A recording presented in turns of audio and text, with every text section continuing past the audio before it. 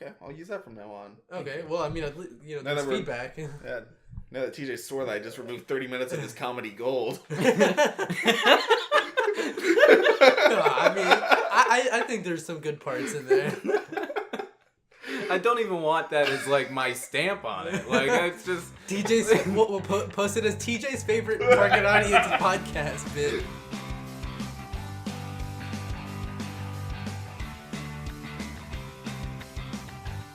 Hey guys, welcome back to the Target Audience Podcast, your favorite bi-weekly podcast about movies, film, pop culture, and all the other dumb shit we talk about, including 9/11. Didn't talk about that one last week.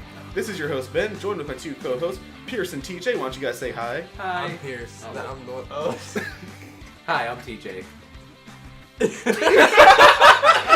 And Pierce is the other one. And I was the other voice. Alright. So our whole shtick is that every week we watch 3 movies, and we take turns. So one week will be TJ, one week Pierce, one week myself. We pick a movie that we saw at some point in time that we want to revisit and talk about with the group.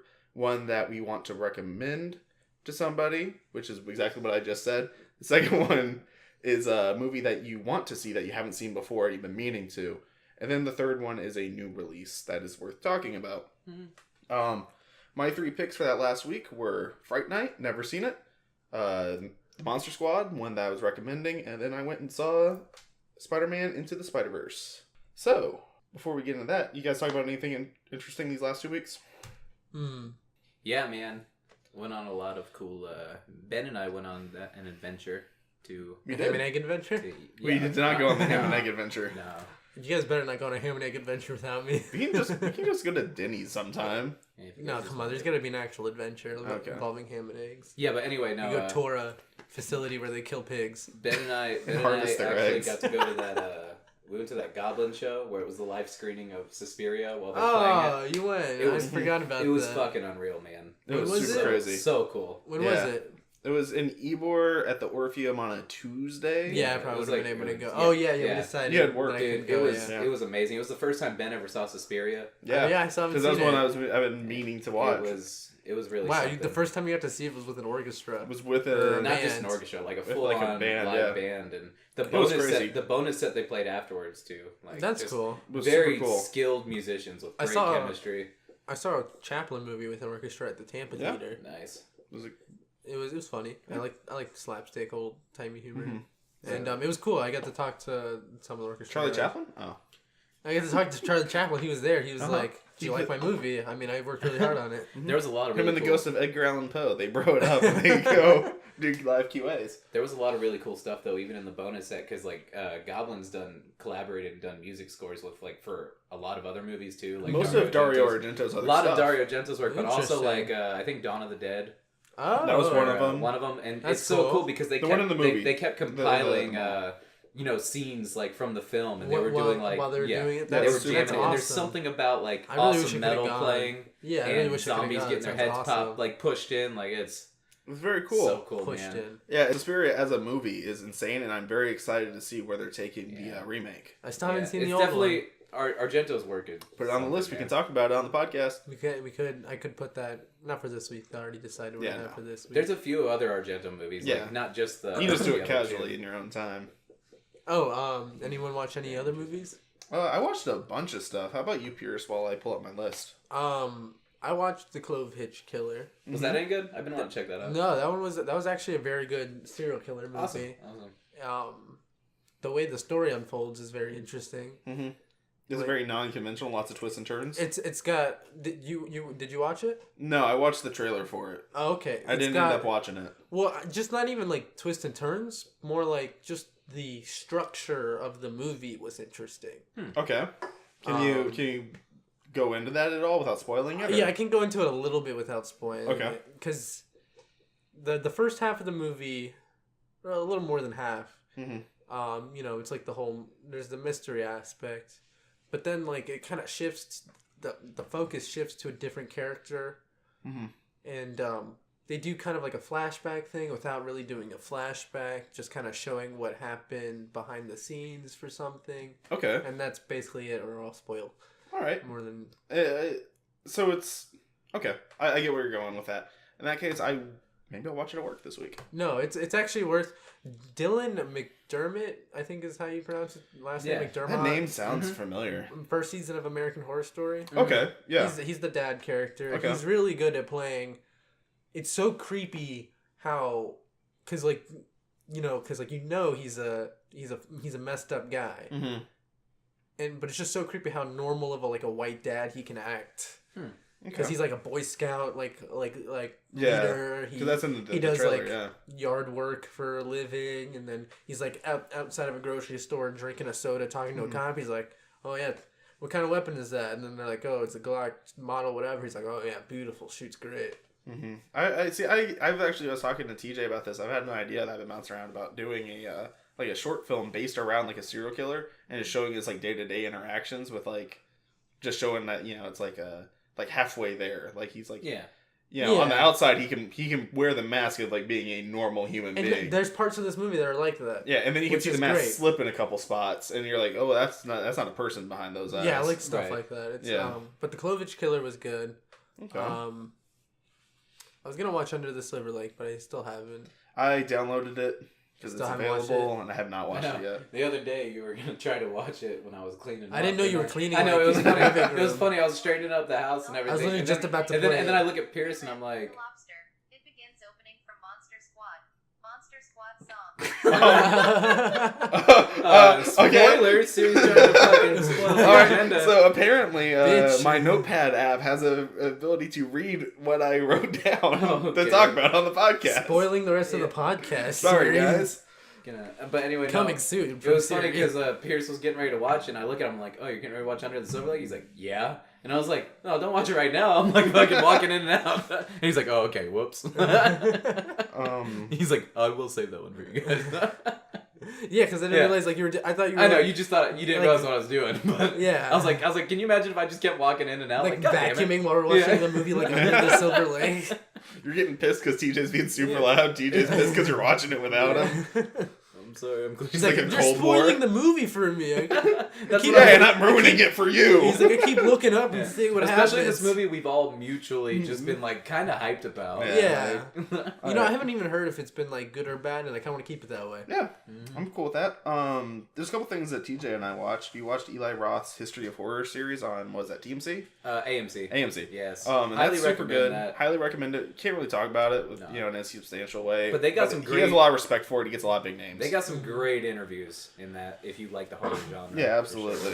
Then also just kind of bullet point is we watched Lobster. Yeah. Oh, yeah, you guys watched it. Yeah, it talked us up enough on it. Yeah, I had seen it. I knew it was supposed to be like a big, good movie for a while. You see it? It was Did you cool, like it? Yeah. It was enjoyable. It's a weird movie. Very weird movie. I like how they don't explain the setting. Yeah, I love that too. I also love how the dialogue is just like... it's very well written, the dialogue is. Well, also it's just very like stilted. Delivered. Yeah, it's delivered very stilted. It's uncomfortable. Like, it whenever doesn't quite... My favorite parts are whenever he's trying to like paint himself as a cold, like I don't have feelings too. So he can, to like, the psycho woman. So he can find a match with a fucking weird psycho French lady. Yeah. Yeah, how desperate he was for love. Well, he just really didn't want to become an animal. Yeah, he was really desperate for companionship. I think it was more like he was desperate to not become a lobster. Yeah, because that's a good motivation, as if don't want to be a lobster. Also, we watched They Live. I love They Live. First time I saw it, it's one of those ones I've been meaning to. I fucking loved it. I love That's that. a great movie. I love that there was a 4-minute fight scene in it. Oh, with and that is going David? to be that'll be playing while we're talking about this. Oh man, the entire fight scene. It's just worth watching. I told Ben I was trying to talk about like without spoiling it because he's never seen it before. I've seen it before, and we were watching it, and Ben's just getting a kick out of it because I mentioned to him before that there's a fight. It has one of my favorite fight scenes I've ever seen in a movie in it. And you didn't say why it was your favorite. I just said it's fucking ridiculous. Just watch. That's all I'm gonna say. And then like we're watching the movie, and like it starts getting more and more crazy with like you start realizing there's aliens involved and stuff. And I'm like, Ben, you want to know something great? And he's like, what? I'm like, it doesn't even involve him fighting them. And Ben's like, the fuck are you talking about? Who's he fighting? He just gets into the construction worker. Put on the glasses. Put on the fucking glasses, man. I'm not joking around. Have you seen it? Yeah, I've seen it. It's Dude, a great that fucking movie. brawl scene is great. It has the iconic line, I'm here to kick ass and chew bubble gum, and I'm all out of bubble gum. I came here to eat ass and chew butts. And I'm all out of butts. cigarette butts. I don't know where I was going with that. Cool. So, Tom Holland. Tom Holland, a vampire. So Tom Holland wrote and directed Fright Night, which is the movie that I SpiderMan? The same one. It was Yep, the same one. Wow. I know, really before his time on that one. Yeah, he was ahead. He was so ahead of his time that he made the movie before he was born. Yep. Wow. Is that the plot to the new Terminator movie? Yep. Tom Holland goes back in time to write Fright Night. To write and direct Fright Night. Yep, so Fright Night is about a teenager who finds out that his neighbor is a vampire and then goes on a crusade to kill that motherfucker. And it's a pretty good movie. Easily it's one of my favorite It's fun. vampire movies. Next to The Lost Boys and Fright Night. These are my top two. Next to The Lost Boys. I'd put it right under The Lost Boys. It's a step down, but it's still very enjoyable. The Lost Boys, I think, is still probably like one of my favorites of all time. But Fright Night is still a classic 80s vampire I have movie. small issues with the movie, but like nothing that makes me like dislike the movie. Yeah, I would have done some things differently. Maybe have it reach the climax just a little bit sooner. There's Also, just a little bit too much. I love the going in circles. There's just some of the stuff was just inconsistent in the movie.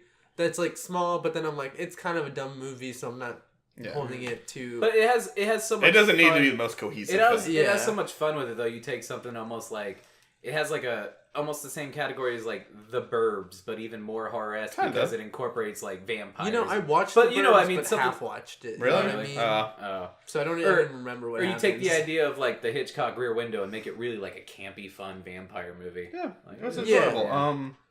We were joking around. Oh, sorry. Oh, sorry. Yeah, no.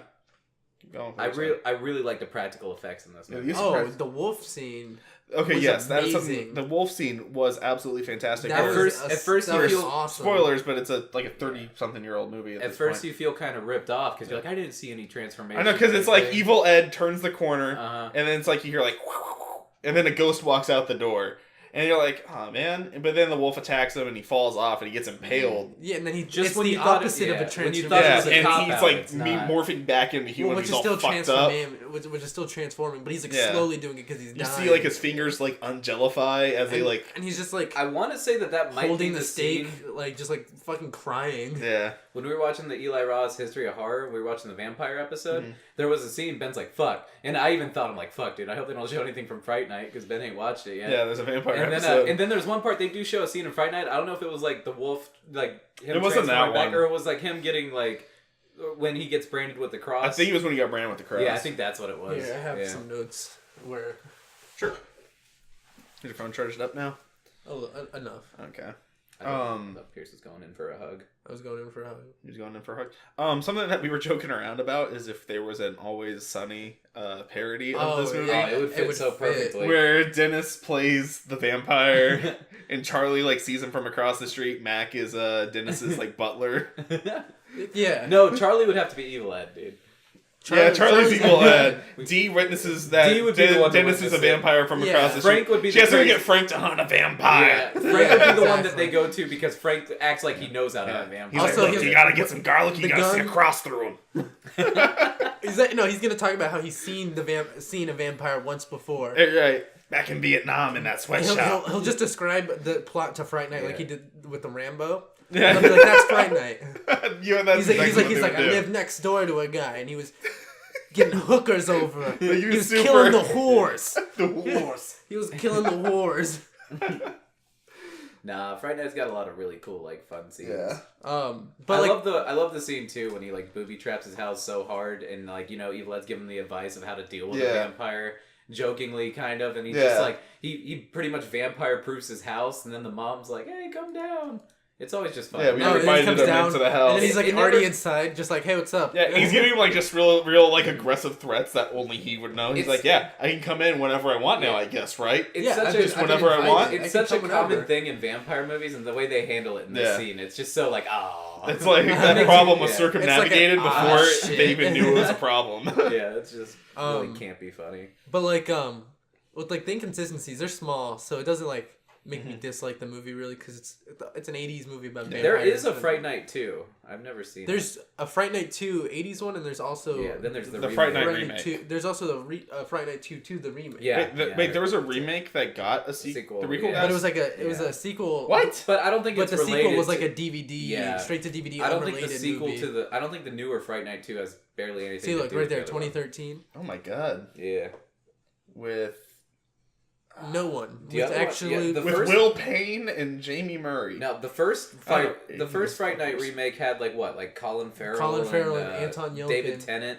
Yeah, and pops up in it. Anton Yelchin, Christopher Mintz-Plasse. It's way different plot though. I think it's like isn't Colin Farrell the lady vampire from and Hereditary. David Tennant's like the I think it takes the place. hunter? Doesn't take place in like Las Vegas though or something. It's like way different. Yeah. Well, no, David Tennant's not the vampire hunter. He's a magician, a Las Vegas musician. Yeah. He's the same name though. It's Peter. It's the whatever. same. It's the same like story in terms of someone discovers someone's a vampire and No, they have to you know figure what? out how to Wait, stop What it. it is, that was it's actually Anton kind of Melcher? enjoyable. Is it? But It is. It's now, actually kind you've of seen enjoyable. both of them? I've seen both of them. Okay. I've actually seen the first. Would you the say remake. the classic Christopher is better, though? Of course, Mintz-Plasse the was classics. Ed. Yeah, Christopher Mintz-Plasse is Because Ed. I've never seen the remake. It's actually though. no. It's an actually enjoyable movie. I'm gonna have to Okay. check There's a this part out, where then. Colin Farrell completely like fucking wrecks the guy's house, Is he? and then he's like, can't invite me in if there's no house. Oh, okay.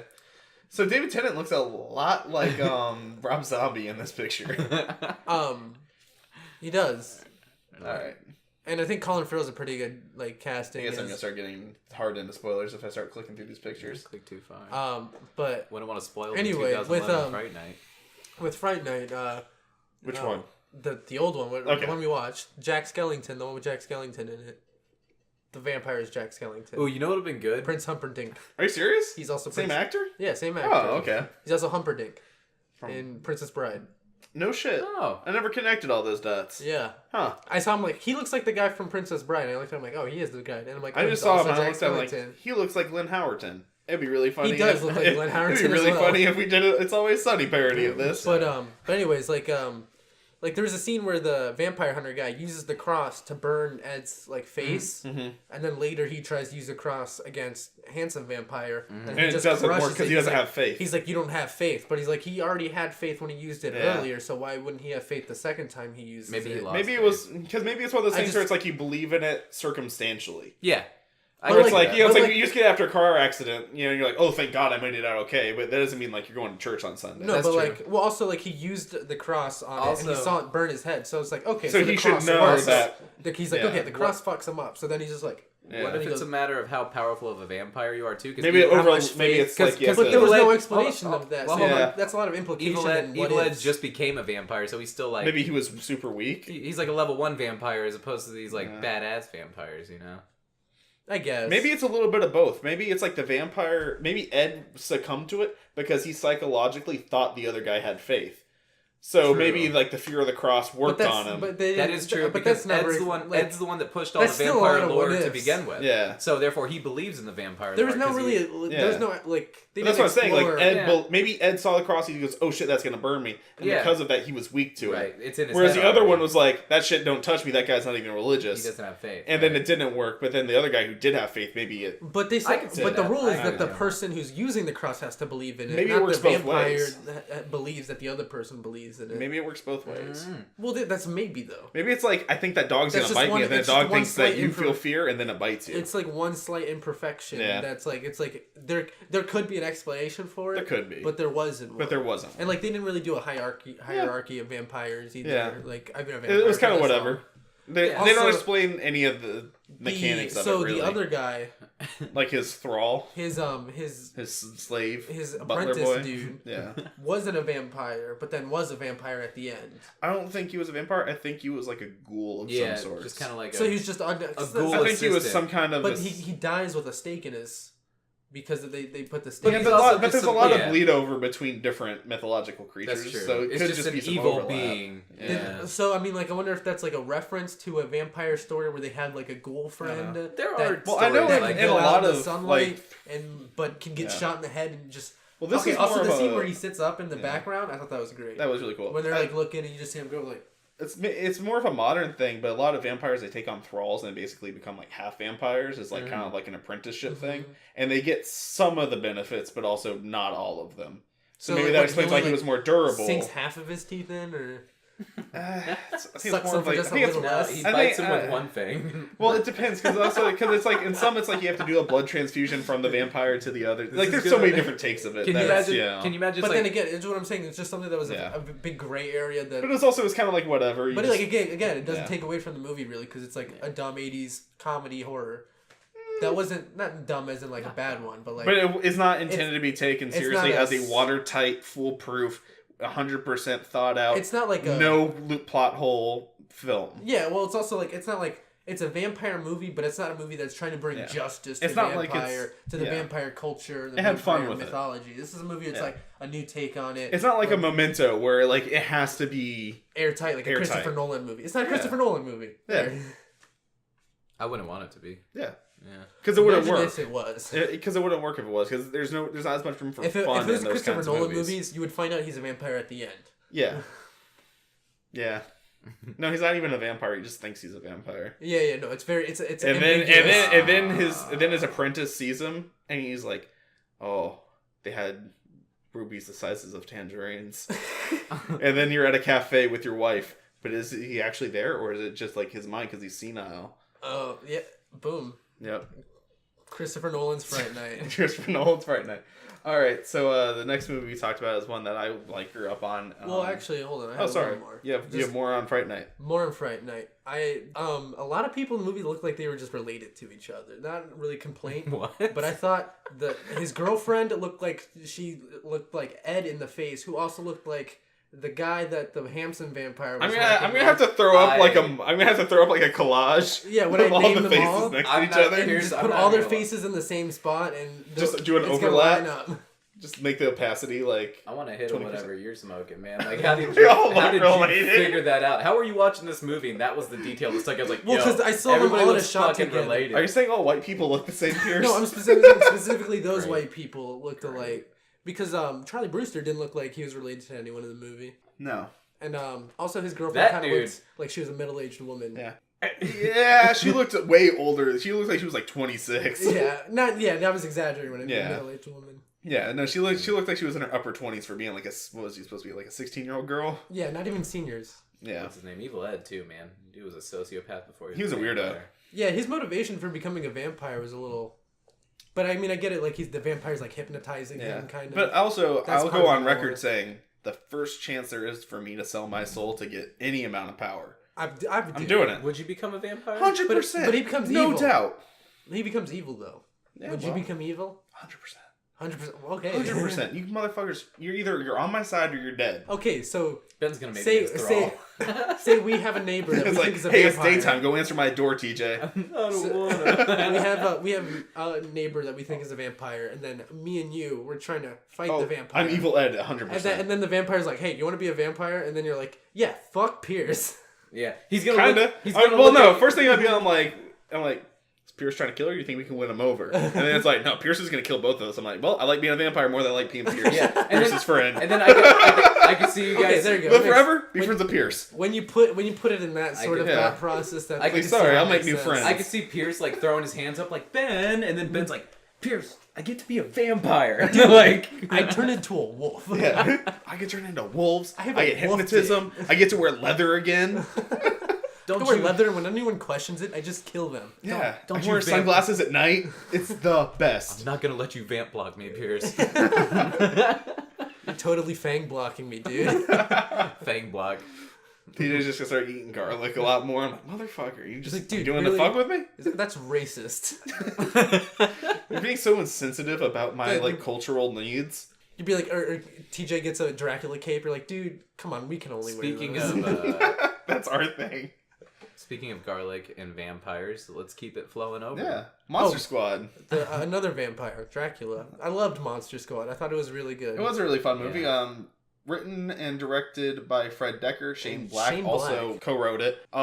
It's such a Shane Black movie, by the way. It is. That was interesting. I'm glad you got me to watch this finally, Ben. You've been pushing it on me for years, and I've never gotten around to see it. And then after I watch it, the first thing that popped in my head is, if God forbid, like, if I, knock on wood, if I ever have a child or something like that, I would never have them grow up not seeing Monster Squad as like a kid. It's like the essential cool ass I would put it up there with classic Goonies. 80s. Monster Squad, Goonies, Gremlins. Fun, just Beautiful. Yeah. The Holy Trinity. Yeah, man, that's awesome. Yeah, it's like start realistic and just get more out there with it. Basically, just Stranger Things before Stranger Things was Stranger Things. And then show them Stranger Things and they'll be like, I get it! They're like, so this was also made in the 80s? Yeah, it's and so... like, no, dummy, it it's wasn't. so cool, man. And like, it's like This isn't 1080p, kid. Like, why the fuck are you asking me these questions? I kept wondering, like, how did I sleep on this movie for so long? And then I see the names, like Shane Black, Fred Decker. You ever see Night of the Creeps? No, that's one that I believe about. I believe Fred Decker did it, and I love Night of the Creeps. I see. For some reason, I thought this was a not Harold Ramis. What's Landis? Not Max Landis. Or not Max Landis' dad. John Landis. John Landis. Yeah. I thought that for some reason I thought this was a John Landis movie. It's very similar. I just thought that he was like a Joe Dante-esque. I just thought he directed it like it was like one of those like weird 80s movies that he did. To walk it back to Eli Roth's History of Horror is John Landis is on that. He provides some insights. What does he do? Well, it's like a documentary series where they talk about the history of horror movies. American Werewolf in London. Yep. Wow, I'm stupid. Yeah, and he's talking about all those movies where he's like, the thing is, it's like they're all comedies, but nobody would ever label them as a comedy. Because they're also really good at being horrors. Yeah, he's like, horror first, comedy second, but he's like, that breaks the tension up and it makes it enjoyable and makes it approachable for children so that they can kind of get their foot in the door with these kinds of things without being completely horrified. Fukunaga's It. Yeah. Yeah, very definitely. Similar. Definitely. And Monster Squad has like all these just cool ingredients. It's just such a... It's a classic, man, and I don't know how I slept on it. I really like the dad in this movie. He's such a cool dad. He's such a good cop dad. Yeah. He's not like a shitty cop dad. He's like I'm doing my best. His wife's kind of a bitch. Dude, there's a lot of that's weird... another observation. I was gonna say 80s movies are very good at making the girlfriend-wife character annoying. Yeah. There's a lot of weird... It's like women are just gonna nag you. Go have fun. Have a beer and fight some werewolves. There's a lot of weird subplots in this movie. There's a lot of subplots. Like, for example, there's one part where, like, the little sister, she keeps wanting to be in the Monster Squad. And, like, the mom is tucking the little sister in bed. And she's like, are you gonna yell at him? And then she's like, I love your father very much. And she's like, I was talking about my brother. And you're just like, that's a weird thing. Like, there's that, the failing marriage. Realistic. Yeah. Oh, yeah. No, I'm not saying it wasn't real. But it's also, like, just weird to throw into this movie because it doesn't, like, make or break the plot necessarily. No, that entire subplot can be removed and it doesn't impact the story in any way. But it doesn't bring down but it flushes out the characters. Yeah, and it doesn't bring down the movie. And it does. Like you said, it doesn't dwell on it. Like you said, it adds character. I don't have a problem with it. Yeah. It's just like a weird subplot that they don't ever quite fully go back to or anything. But it's just building character. Well, that's kind of a Shane Black thing that he does is he always has like 40 different kind of like weird tangents that where characters connect to each other. And it keeps the just also to flesh out the characters because like in the Nice Guys there's stuff You're right. like it's a slice into someone's life. Yeah. It's like there's never like a week where there's literally nothing happening between people. Right. Like there's always interactions going on. That's true. It just kind of throws you in, and that's cool. Yeah. But as I was saying, like with Fright Night, he's like there's two people outside and they're carrying a coffin, and she's like, why don't you look at me? Yeah. He's like, come over here and look at the people. Look, he's like, you finally talked me into having sex with you. Yeah. And it's like, come on, you could have like if someone told me that I saw people carrying a coffin, I'd get up and be like, oh, what the fuck? What's that? Check this shit out. She doesn't even look. She leaves. I hate when they do that. In movies. I think maybe we're just more interested in the world around us than most people. I like when you're like, there was like that long pause. You're like, I hate when they do that in movies. I hate it when my girlfriend keeps trying to talk to me about corpses outside and like coffins. And I just want to like lay in bed and be like, hey, have sex with me. I would be the other character that's like looking out the window like, what the fuck's going on here? Yeah, Monster Squad was absolutely terrific. Basically, Dracula gets the whole gang of Warner Brothers movies together and does the Dark Universe. That just exists for no reason. They exist for no reason. From literally, Monster Squad's entertaining from like opening shot to closing shot. Dude, the opening thing with like that like the message that pops up. It's really fun. It's like, and they make fun of gay people a whole bunch in the first 10 minutes. Yeah, dated homophobia. Very homophobic. I'm talking about in the beginning when they say like, like they had the chance to fix it, but they screwed it up. Oh yeah, they blew it. They blew it big time. Yeah, it's so good. And the movie opens up with the most dated homophobia. It's not like nothing outright like, man, we hate gay people, but just like calling someone just a homo. really dated stuff. Yeah, where it's like, man, my t-shirt was touching my shoulders in a really homo way. He's homoing out. Yeah, homoing out. And it's weird how they, in the first 10 minutes, they had 4 different characters call each other fags.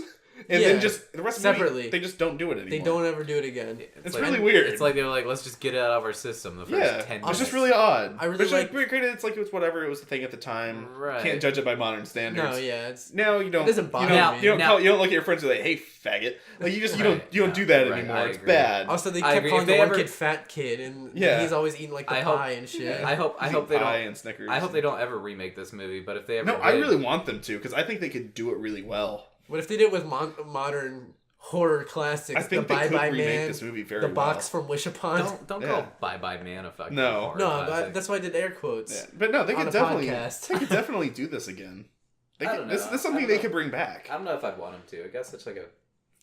I would like to see it. I don't know if they could recreate If you could get Shane Black back on, like, as a writer... I'd put it in the same category, though, as, like, you don't want to see a remake of The Goonies, or... I think you could do this. I think Monster Squad isn't on that... It's an exception. Like, I mean, Monster Squad, I would say it's as good as The Goonies, but it's not on that, like, level of iconic that The Goonies is. Yeah.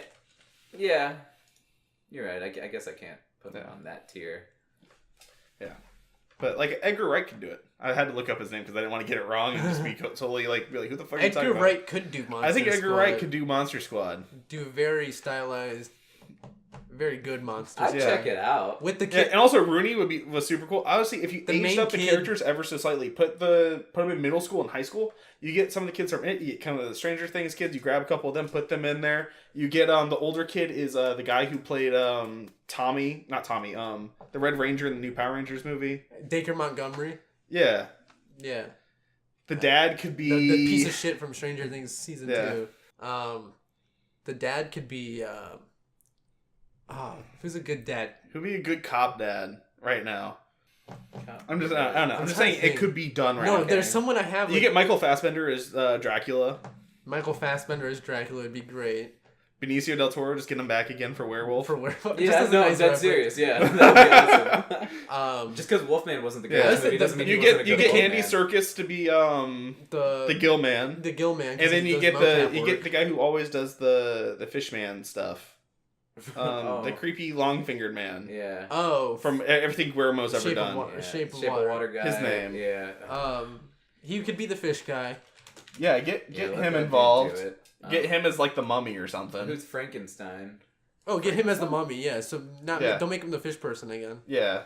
Who's Frankenstein? But the kid with the Stephen King rules shirts with the little he reminds me of the curly-haired toothless kid from Stranger Things.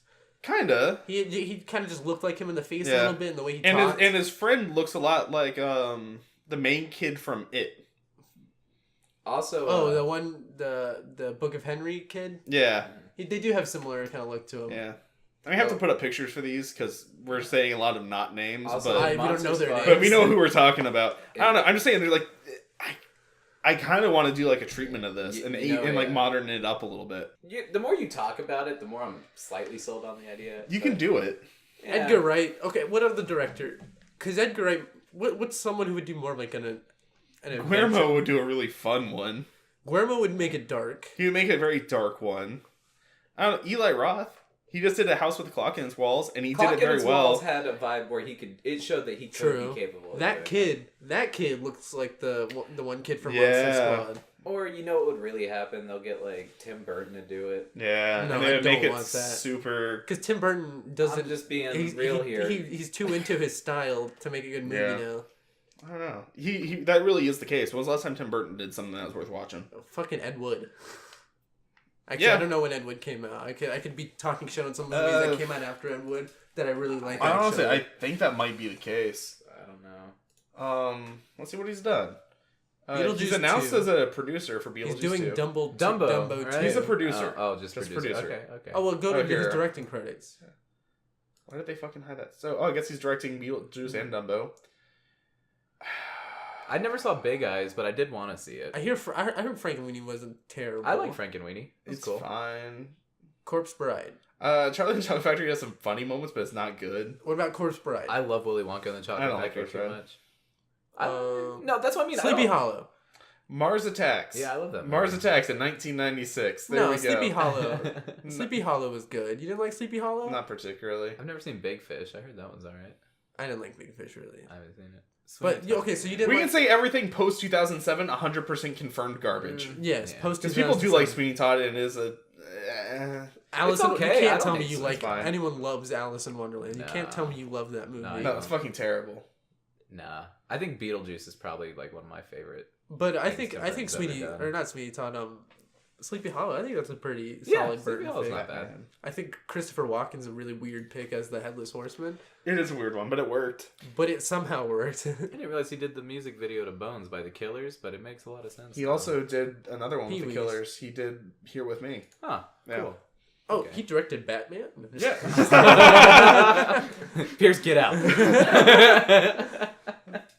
But yeah, I mean, no, I would say Squad- Ed Wood. I would say Ed Wood's probably his best movie. I haven't seen that one. probably. Ed Wood's like Ed Wood's a really really good. good Is it? movie. Yeah. Check it out. I mean, I love Tim Burton's I really like Edward Scissorhands. So do It's I. like I liked it a lot as a kid. Yeah. I liked the style he had before. Nightmare Before Christmas. He added his flavor to everything, and Dude, now it's Tim just Burton really, it's didn't like just even- 70, this, Hey, hey, essence Look of this Tim up. Burton. Look this Yeah. up. You say Nightmare Before Christmas. Tim Burton was just like a producer on that. No, he wasn't. He didn't fucking direct it. I think he was a writer, wasn't Lying he? to Look me. look it up. It's a common misconception. Oh, wow.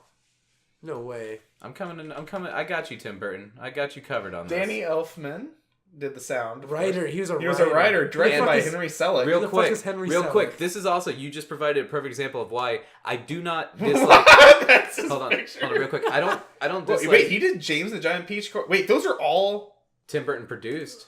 Well, Coraline wasn't Tim Henry Burton S- produced. Oh my No, god! it's not. You're right. But This entire time I've been hating Henry Selick style. No, See- because it's still Tim Burton. It's See, still hold Tim on. Burton's style. Hold You on, can't tell hold me on. it Here's the isn't. thing. That's what I'm saying. As I always say, I don't hate Tim Burton by any means. Sometimes I dislike his fans because they blow everything out of proportion. What? And they do create, like, I can't generalize a whole fan base, but you know what I'm saying. The ones that are like the huge. They can be pretty obnoxious. Yes. Yeah. Like the Also, huge, when we were in huge, middle huge school and high school, it was like Tim the Burton thing. Yeah. But what I'm saying Okay, is, so you didn't like Coraline? I love That's all Coraline. right. I just saw that I think not long ago. Coraline- My was sister cool, mom man. watched it for the first time this weekend. You ever seen Kubo? I heard that movie wasn't that great. But I loved animation- Kubo. Ben Kubo was was fucking trying to amazing. get me But all I saw the animation. I was like, this is stop motion. Yeah, it's beautiful. It's so smooth and It's- fluid. Goddamn amazing. I love Kubo and It's the same studio that did Core. Coraline and Yeah. ParaNorman. ParaNorman was pretty. Paranorman's okay. alright. It was okay. It's kind of a sleeper hit. I liked I mean, the Norman character was just kind of boring. I like the side characters better. I like the sister and her boyfriend. They were interesting. His dorky friend. His if I dorky remember. friend, Yeah. the big buff dude. Mhm. He's like, oh, you must He's have the most casually gay character I think in any kid's movie. In Yeah, what and- now? In ParaNorman. In ParaNorman. Oh. And Okay. then I he's did see ParaNorman. Because Okay. the then sister's he's like- chasing after this guy, and at the very end, he's like, "Yeah, you know my boyfriend."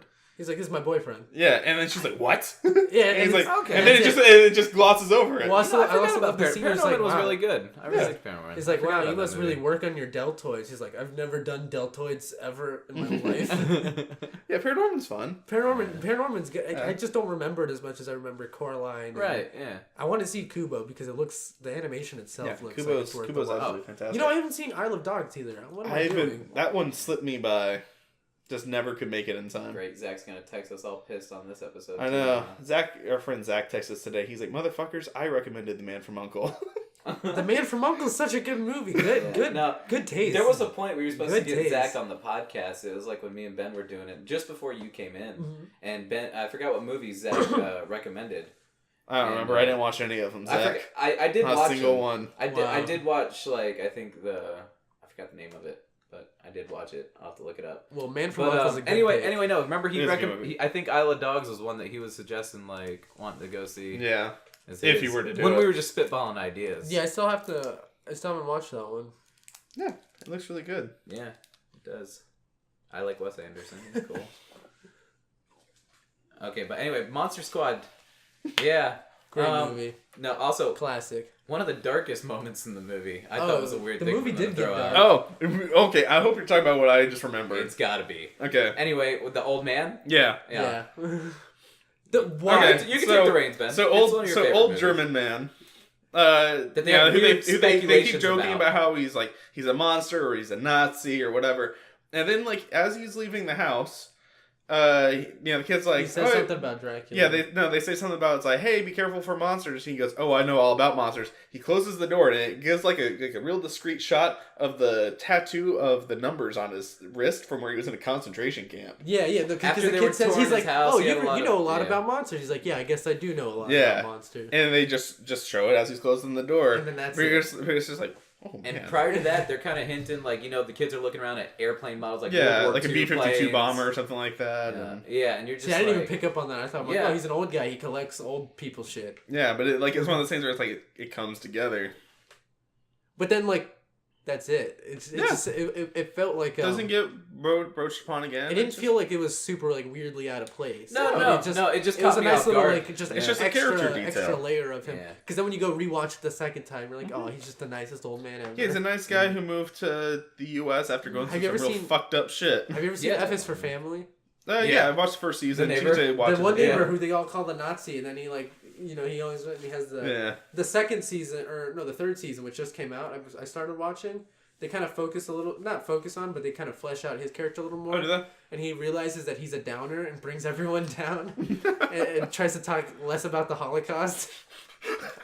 All right, I need to get back on that. I love Bill Burr. Bill Burr is great. Yeah. And I think the third season, like I watched the first episode, I think I laughed more during the third season so far than I have during the rest of the show. Okay. Because I think they really kind of hit their stride with, like, the characters. Yeah. I noticed comedies, like, the first season's usually the roughest to make it through. Mm-hmm. And then they start to, like, figure out, it's like, oh, these are how these characters are going to work together. We know we can get away with what we can push. And then they come full circle with that third season, where it's great. It really comes together. Because that's some of, like, the crazier ideas that get pushed back. And it's like, well, we did well enough to get a third season. Fuck it, go nuts. Yeah. And then, like, the fifth season, they burn through all those crazy ideas. And it's like, all right. The studio's on fire. They're like, what do we have left? I'm looking at you, The Office. The Office. So the third movie we watched is we made a snap decision. Or did we experience it? Both. Okay. I experienced it twice. We made the switch decision after we said we were gonna watch Aquaman, thinking it came out a week earlier. Yeah, we didn't realize we're dumb. Yeah, so we watched Spider-Man Into the Spider-Verse instead. Which is so bad. It was so much better. So much better. I'm so glad. And I feel like a sucker for any qualms I had about this movie failing in any way. Yeah, well, it's because it had the Sony curse looming over it. I take back anything remotely negative I've even speculated about this movie. I feel bad about it. It's so fucking cool. I thought this movie was going to be good, and I was still surprised on how good it was. I went in hoping it would be good, and I came out like, holy shit, this is awesome. It's better than you thought it was going to be. You thought, you're like, it's probably going to be okay. It's ballsy. It's a ballsy spot. And it's a ballsy superhero movie. And not just a ballsy Spider-Man. I understand too. Like they'll never have another Spider-Man ride like at Islands of Adventure or Universal, where the fuck it's at. But if they do, if they did, I would love for it to be in the vein of this movie. Oh, that'd be insane. Oh yeah, going through the different dimensions. You could really play out. You could get some extra lore in a fucking Universal ride. There's even some cool camera shots they did. There's even some cool when they're in the thing. Like if you did this as a simulator, like when he's fighting Kingpin. Oh god, it'd be so right, cool. So before we too. Also before we talk about spoilers, because we're gonna just blow into it. Spoiler? Just okay. Before we get into anything, it's really good. Go see it. Now we're gonna talk about spoilers. We're just gonna open the field. Sorry. That's even then, I don't even want to get into too heavy of spoilers. People have to go experience. There's so many twists, and we can definitely talk about the first twist. It's the one that happens in the first 10 minutes. We can talk about it a little more without spoilers, and then I think we should just kind of blow through the movie and talk about our favorite parts. So, this movie bleeds style. Yes. This movie bleeds Spider-Man. It bleeds everything. It does everything it set out to achieve with perfection. With good cameos that you don't know are cameos. I kept leaning over to Ben when we were in the theater watching. It's just like, it's got such a cool fucking style, man. Everything about it is just so awesome. Was just beautiful throughout. Well done. Even things where there's even the brief moments where there's nothing happening, it still looks good. And it's a Spider-Man movie interesting to watch. Made with passion and heart from people that care about Spider-Man. They knew how to do it right. It's real, man. It was not just Spider-Man, I'd say comic books in general. It's just such a great... It's the perfect way they've transferred the medium onto film. The way they've delivered it, because it feels like a comic book still. Yeah, exactly. And you're submerged in this world. They even make some jokes about the comic book bubbles. It's almost like it's stop motion in a way. But because kind of like how the Lego movie is a little it's not really jerky because it's supposed to. I think it's supposed to show the difference between comic panels and then in intense action scenes. This is literal comic panels though of like when he's jumping off a building and it's like and the words framed follows him and it's then like it does like the jump in like scene, and when they like slap a table, there'll be like little waves, sound waves showing action. I love when he starts the actual freaking comic out. book covers that they just slap. Yeah, just actual movies when he's not sure what he's saying in his head and out loud. Yeah, that sequence. Yeah, he's like, why is the voice in my head so much louder now? It's got the boxes popping Also, out. I love that he has a Spider-Man comic. Yeah, that's just the origin of Spider-Man. Yeah, that's like because they exist in a world where Spider-Man sold out. Okay, well, I guess now we're gonna get into spoilers. So go see it. Yeah, it's fucking great. It's the best Spider-Man movie. Should we do like a clap silence for? Nah, we're good. Okay. All right, now spoiler time. Spoiler time. Holy shit, this movie's so fucking good. I can't believe they fucking killed Spider-Man in the first 10 minutes. I didn't see that shit coming. Wow. And yeah, man, they killed Chris Pine Spider-Man, and my mind immediately starts going like, oh my god, he's blonde, he's got blue eyes. I'm like, is this Ben Reilly Spider-Man? Maybe are we in a world where the Clone Wars happened? And like the way they present it too, like the impact that like it has on that world when Peter Parker's announced dead. Yeah. Oh, because then his identity shows eulogies. That song starts playing. It's showing the montage of just everybody getting the Spider-Man masks. I fucking and cried, suits. man. And I cried twice. He goes up and dude, and I even told. I knew it was coming the second time, and it still got me. Ben and I discussed it too, like the cameo from Stan Lee, the way they present it. Dude. I think it's one of, given the circumstances, it's one of the most tasteful. It's one of the most touching. Yeah, it's He's truly. Like, I'm gonna miss him. It's a moment that thinking about it, you're just like really emotional about. It's just Even he recorded that having no idea that he was gonna pass away. I think even if he was still alive, it would still be just as impactful. Yeah, but like it feels that was a powerful scene. It I didn't kind of expect wonder that tangentially how it's gonna be in Avengers CG Stan Lee. Yeah, it's gonna happen. Well, the way CG Stan Lee. They're they said they already have like they had shit tons recorded. They just recorded a bunch. They knew. Those fuckers knew. They did. But that's why in game it has to be the last one that he does, obviously. Yeah, but like those fuckers did like, oh, we don't have a lot of time, Stan Lee. Let's get just all the cameos out of the way. Ben and I were speculating how they would do it. That's what they did. But I think a tasteful way to do it is if like they do like an interview where they're interviewing like people on the street or something like that. It's like, hey, who was lost for you? What's it like for all the heroes to be gone or something like that, or even after like all the heroes presumably come back. Just talking about like what it means to be a hero and all that stuff, and have almost like a heart to heart, talking about the movie universe, of course, but also just talking about his works over time. That would be just as kind of like kind of like his last goodbye. Right, he's talking obviously about what's going on in the movie, but also how it reflects on his life and just life in general. Yeah, like I think there's a lot of space where they can do it tastefully, but that's beside the point. Oh, holy shit, they killed Spider-Man. Yeah. And they crush him to death. Yeah, just brutally, just like with fucking a giant-ass Kingpin, Liev Schreiber. Oh, yeah. That was Liev Schreiber. Liev Schreiber. I didn't know that until we were sitting in the credits. It said Liev Schreiber's in the credits, and then it showed Kingpin. Oh, Liev Schreiber. Yeah. There was a lot of good...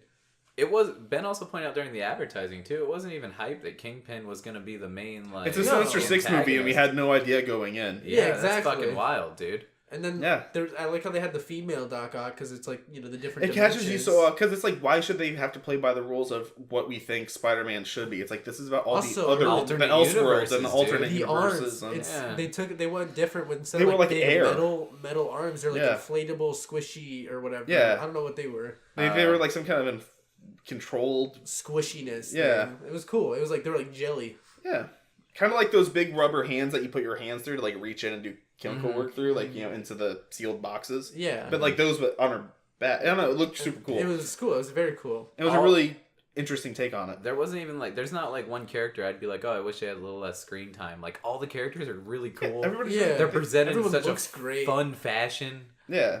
And like Spider-Ham, I was a little worried that they were gonna have him like break up a little bit too much of the tension. He's used very sparingly. No, and he's so cool. He's the perfect amount of Spider Pig. I gotta stop saying cool. I said cool. And the movie's cool. I love when they're going through like the different Peter Parkers. He's like, I'm Peter Porker. Yeah, and they do all the different like, all right, one last time, and then they do like a short rundown of their origin story. Every line Nicolas Cage had. Spider-Man 3. They do the dance. You're right about Nicolas Cage. Nicolas Cage, every line he had was amazing. Nicolas Cage was just like, it's like, hey, just say some words. We'll animate around it. He's like, sometimes I let matches burn down on my fingertips just so I can feel something. And it's like, all right, cool. We're going to have Spider-Man do that, I guess. And he's in black and white the whole time. He's like, I'm taking this cube with I love the joke that, like, I don't understand that the Rubik's Cube, he doesn't understand it because it's all colors and he only sees it black and white. And he's like looking at it, he's like, this is purple. Yeah, like Matt. And he's like, it's purple. And they're like, no, nope. Not even close. Blue? And he goes, nope.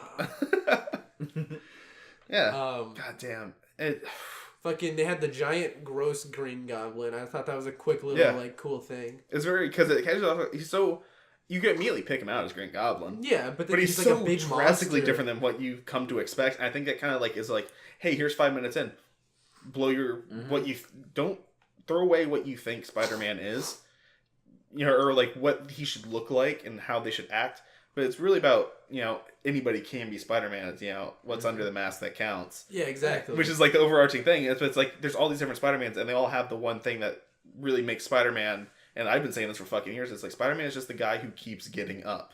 Yeah, exactly. And that's something that they literally do that. He's the guy who doesn't give up. He's the one who's like, it doesn't matter how much you beat the shit out of him. It doesn't matter if you kidnap his girlfriend. You do what? He's the guy who just keeps getting up. You can't beat this guy, and even if you beat that guy. He gets up even when a bunch of other Spider-Men are telling him he's not a good Spider-Man. Yeah, you get up and you keep going because it's important to you. You know, you can't save them all, but you're going to save as many as you can. And that's what being Spider-Man's about. I thought, I think it's very Spider-Man how Chris Pine Peter Parker was very just chill the whole time he was about to die. Yeah. He's like, yeah, this is probably he's dead. Like, yeah, it was his like self-defense mechanism. Is that it's so Peter Parker? Is that he jokes? That way you don't ever see how he really feels. It's a front. Sweatpants Peter Parker is my favorite version of Peter Parker. Yeah, Spider-Gwen was badass. Spider-Gwen's cool and. He has the gut. Everyone keeps talking about his gut the whole time, and he's like, "Oh yeah, you're probably thicker from the dimension hopping." He's like, "Yeah, I was way flatter before." I didn't know anything about the robot Spider-Man. Yeah, I've never heard. I never knew that was a thing. Yeah. She actually got some push into the SpiderVerse event in comics a couple years ago, and they're coincidentally not at all synergized. They're doing a SpiderVerse 2 storyline basically. Yeah, where it's that. That's cool. And she's in both of them. Yeah, there's also like a giant spider robot. Is Peter Parker a canon thing? Yeah. Before? Well, I mean, he's canon in the sense of like there's comics with him in it. Okay, but he was like a character before this movie was a thing? Yeah.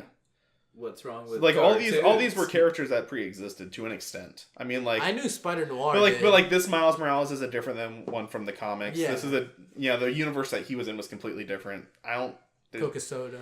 The Peter B. Parker, the gut one. Yeah. He brought in a lot of different story elements from a couple different things. There's Spider-Man Reign, which is one where he knocks up MJ with his radioactive cum and kills her, and he becomes like schlubby Spider-Man who's like out of shape, and he's like retired. That's a story. That's a fucking storyline in the Marvel comics that it was an alternate universe where it's like, hey, what happens if like, oh yeah, he's still radioactive and he kills her. She gets cancer from being nutted in. Yeah. That's what she gets cancer? Yeah. Oh and my she God. dies. Yeah.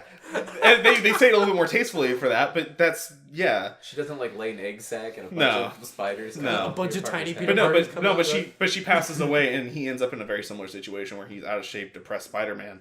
But there's other elements because it's like in the main comics is that Spider-Man gave up his marriage to keep being Spider-Man because Aunt May died and he sold his love to Mary Jane to Mephisto, the devil. And he also knew that they were going to have a kid together and all this other shit. And he sold that all away for Aunt May to come back to life. Yeah. And have them have no knowledge that they were ever like... their love was gone. And I'm starting to kind of dial that back now because it's like they're back together. Things are looking pretty good. Whatever. But that was like 15 years of fucking comics. So it just... Interesting. Yeah. But they folded a lot of elements into... the Spider-Man they have. A cool idea for the second one because there's going to be a second one. There's going to be a second one. Sorry, even bigger spoilers. There's going to be a sequel. They tease it at the end. Spider-Man 2099 has a time bracelet and he's going to different dimensions. And also the best fucking end credit scene I've ever seen in a Marvel movie. Yeah, that's good. They make the meme. But as I was gonna say, was within the second one, I would love for them to like be hopping through dimensions. Well, that's what the event is in the comics. That's them dimension hopping and fighting these monsters. But then they hop into the Marvel Zombies dimension with like the zombie. Oh, they get the really fucked up one. You don't really see anything. You just see their faces. You hear noises and stuff, and they're like, okay, we probably got to go to a different one. Yeah, that'd be actually really cool. It's like it gives them all the room to do that. And they can do that. I want to see they did it because they're doing lots of blank verses. It's want like kind of like things. They did a Venom verse. It's like I want Venom to be in the next one. I want Tom Hardy Venom to be in the next one. I made the joke I think to TJ where I'm like, what if like Tom Hardy Venom just pops up? He's like, hey, I'm a spider person. Or Tobey Maguire Spider-Man.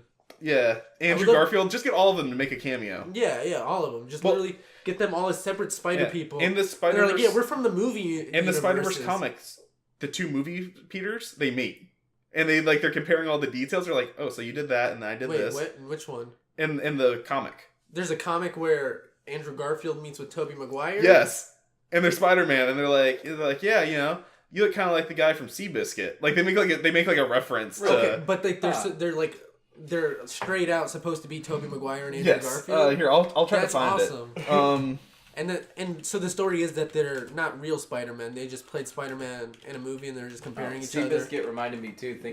Look at all the cool shit in the background too, like in the Spider-Verse, like the Seth Rogen. It's very hard to find. I'll try to look it up. Like the Seth Rogen movie about him being on a horse and shit. Yeah. Like all the stuff in the background. Oh yeah, the whole from Dusk Till Dawn. Yeah. So from Dusk Till Dawn.